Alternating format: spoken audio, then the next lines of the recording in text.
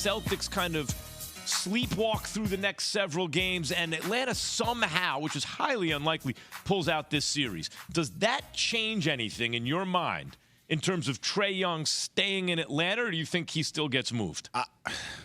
So I get torn with this, right? Because I watched the Timberwolves play last night, and Yates just said the name to me, and it brought it to my attention. Shout out to you, Yates, on that. Shout out, Yates. I don't think there's any way Minnesota it seems like they're stuck with it between Karl Anthony Towns and Rudy Gobert. They're going to be owed $77 million next season, and the year after that, $94 million between those two. That Gobert move is going to go down as one of the worst of all time. That's a weird move. But Cat to Atlanta might make me consider keeping Trae Young. I get torn with Trae. Trae is special. He's special offensively.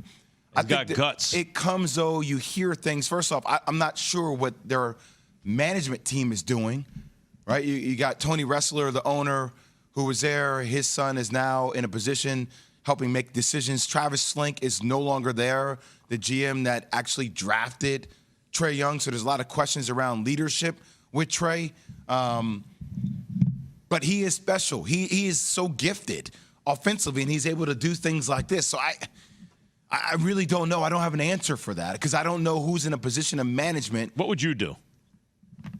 It depends on what I can get in the market. I'm going to survey the market. See, that's for a guy like Trae. That's I'm going the to reason. It's not a lock for me. I'm going to survey it, and then I'm going to weigh that out. Key, that's the reason. If I'm Atlanta, I don't know if I'm moving him. And even before he hit the shot last night, is that his stock is low right now. Like, he's actually – like, if I'm another team and he's available, I'm like, for considered what he had, the way the league is thinking of him right now, grab him because he's better than is perceived at the moment, it seems to me. But who perceives him as his stock is low? Who perceives that? There's been a lot of speculation. Because there's a coach that was fired and his leadership in some people's eyes isn't quite there, but his ability on the floor is second to none and ridiculous when you look at guards his size. Why would you all of a sudden abruptly, because he can't get along or whatever the case may be with a coach at that particular time or a front office executive at that particular time, look to move on from a guy who, for the most part, consistently has you in the playoffs? Like he's out there for the most part, Jay, as you know, their best player. Now, if you add something to that best player, now maybe you have a championship caliber team. Yeah. 2 years ago, remember, they was in the thick of things in the Eastern Conference Final. Yeah, I mean, take a bow when they beat the Knicks, right? Look, DeJounte Murray and him have been a little underwhelming this year. I think people expected more from them. Landry Fields is now the general manager for the Hawks. They have changed head coaches. Now they have Quinn Snyder. Quinn Snyder recruited me at Duke before he left to Missouri, before he had a stint in the NBA. He is one of the best kind of player coaches there is in the league today. Like, I've heard people in Utah say that about him. I know there's a similar feel about the way he approaches the game. He's one of the brightest minds we have in the game. So, I mean, you want to give him some runway with Trae, but I think that is an intriguing question for the offseason. And, by the way, before their playing game against the Miami Heat, it came out, it got leaked from their organization that they were looking to trade him and looking to see what they can get in return. So, like, I'm not just making this up or pulling this out of thin air. This is really going on within the organization that they're trying to confront and deal with in real time. It's so funny how, like, these guys come out of college or wherever, they get drafted, and at first they're so young, and oh my God, the sky's the limit. Look how good they are at such a young age. And they make a playoff runs. And then all of a sudden they turn, like, they're out of their early 20s. They start to approach their mid-20s, and all of a sudden, will Luka ever win a championship? Is Trae going to get moved, right? Like, we want to see almost a steady line of progression pointing up. We don't want a little zigzag going up. People like talking about Trae Young. People like he's a lightning rod. Sean in South Carolina, 888-SAY-ESPN. You're on KJM. Hey, what's going on, fellas? How y'all doing? What's cracking, man? Hey, I wanted to mess with Jay Will real quick. Hey, you remember when you hit that half-court shot on live TV? It was the way he walked up and hit that shot. I was sitting with my wife watching the shot, and I said, oh, that's good. and it went in. And I stopped. I was like, wait a minute. That was just like when Jay Will hit that half. He knew it. He knew it when it left his hands is basically what I'm saying. I don't know if y'all remember that. Jay Will, you went viral for that. Yeah, it was. I made a couple half-court shots, but that one was at UVA against Chris Long. He still owed me $100,000, by the way. Chris Long, you owe me my money. Yeah, that was amazing, man. When you hit that, I can't. And go Duke. Shout out Duke. Jay Will, appreciate, your Duke service, man. You're one of the greatest guards that ever play in Duke, if not the best. But just wanted to mess with you guys and mess with Jay Will and tell him that shot was amazing, man. It was just it reminded me just like I think he knew it. All right, man. Hey, Sean, you're gonna get the money. Good, man. Sean. You're gonna get Sean. the money. Jay's sending the money. Enough. Okay. Yeah, he's getting the money. I'll Venmo it to you, Sean. All right, I'll see you. Dave in North Where did you find that guy Carolina. at, Jay? What service did you acquire him from? Dave in North Carolina. Good morning. Hey, yeah, that guy's stealing my thunder. I was going to first give a shout-out to Jay. I'm in North Carolina. We take our college basketball seriously. Stand up, Jay baby. Williams is the best college basketball point guard I've ever seen play, and this is coming from a North Carolina State fan. But I wanted to touch. Damn, I heard he was I wanted to seventh touch best, on but the Trae Young. 14th.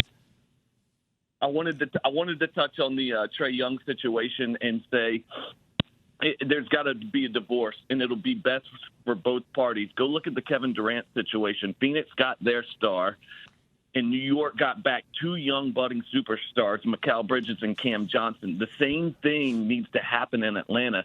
Trae Young cannot advance in the playoffs without some other superstars' help. So he's got to go link up with somebody, and Atlanta can get a couple young studs back in return, and that's got to be the breakup.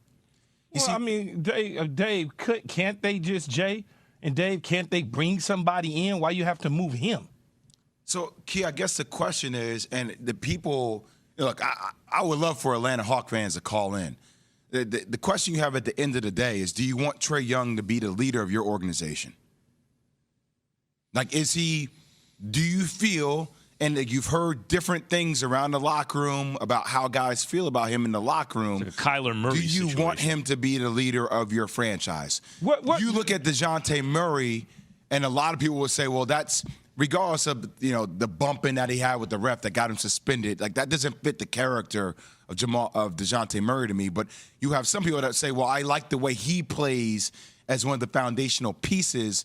And I'm not sure that Trae, that's a question a lot of fans are asking themselves around Trae Young. Look, usually, Jay, when you hear stuff coming out of a locker room in sports, right, it's usually a player not dealing with his teammates, standoffish, not working hard, not doing those sort of things, right? I haven't necessarily heard that about Trae Young, so I'm going to ask you, have you heard that about Trae Young? Yes. I've heard mixed reviews. Actually, I've heard reviews that skew towards a little bit more negative than positive. People know that offensively he is prolific, like his passing ability, his scoring ability, but he's a volume shooter, and he's a smaller guard. So for a smaller guard, like when it goes deep into the playoffs, what pieces are they surrounding by? But also, Key, it's all the other stuff that's been going on. It's the Nate McMillan relationship that's fractured. It's the way he's handled some of the media there. It's management, and that's why I go back to Tony Ressler as an owner and what's happening with Landry Fields becoming the general manager, what happened with Travis Slink. There's a lot of that stuff that's going on surrounding that. And those are the questions that Hawk fans have to ask themselves. But is that on Trae? But is that him? Is he creating the issues in the front office? Or is it just the front office is somewhat in disarray? Obviously, Nate McMillan and him butted heads, and that, coaches and players, that happens all the time. But when you start talking about the front office and people in and out and the way things are handled in the front office, is he involved in that? Because if he's involved in it, that's a different conversation. But if he's not involved in it, I would hate to put that on him. Now, the locker room issues, if he's having problems in the locker room and not getting along with his teammates, that's something different. If he's showing up late to meetings and not working out and not doing those sort of things, I'm not even talking about the on-court presence. I'm talking about off the court. Yeah, I guess it's not – I'm not putting that on Trey. I think it's the combination of all of it together in its entirety, right? Even their willingness to pay John Collins that money, there's been a lot of questionable decisions that you're looking at management on. You're saying, like, what direction do you want this franchise to actually go? Speaking of questionable decisions and directions of franchise is the Paul George Kawhi Leonard pairing is what they did. They moved heaven and earth to get Paul George. Is that a failure? Can we say that's now a failure for the Clippers? And does KD need to do more than he did in the first round to get past the Nuggets? KJM. It's Greeny, and they are the best few days of the year. We are counting it down to the NFL draft, and we will cover it for you like nobody's business.